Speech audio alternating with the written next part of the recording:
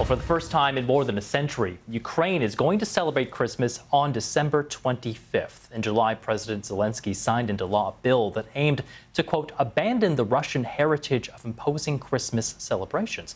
It followed the decision of the Orthodox Church of Ukraine to move to the Gregorian calendar, which changed Christmas Day from January 7th to the 25th of December. Meanwhile, near Kyiv, a factory that produces handmade Christmas toys has resumed work after previously being occupied by Russians at the beginning of the invasion. Our Ukraine correspondent, James Waterhouse, visited that factory. Bauble painting on the outskirts of Kyiv. In a war which takes so much, there's no stopping Christmas. Some, though, are more experienced at making decorations than others. Leocadia has done this since 1978. I like it. It's interesting for me. I enjoy it, she says. This factory in the Kyiv region was one of 3 to supply the whole of the Soviet Union. It still creates pieces of Christmas cheer, but on a much smaller scale. This time, there's an unmistakable military theme. I think that everyone who will take a look at a bauble like this will hope for the victory of our nation sooner.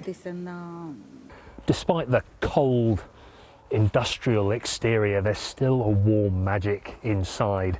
The meaning of Christmas, despite everything, has not changed for Ukrainians, but the way they celebrate it has, in a cultural shift fueled by Russia's aggression.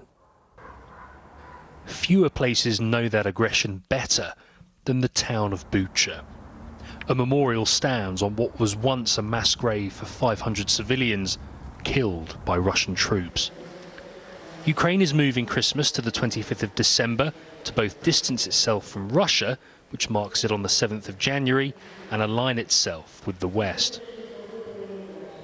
For Father Andriy, it's more than just a diary change.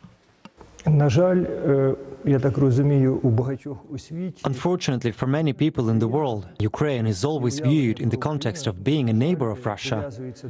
But I think that we are more a neighbor of Europe. Could you ever forgive Russia for what it's done to Ukraine? God forgives the sinner, but only those who repent. We don't see yet that the Russians want to, so I think it's too early to talk about forgiveness. For Ukraine, that would require Russia to stop its invasion. There are no signs of that happening. James Waterhouse, BBC News, Bucha.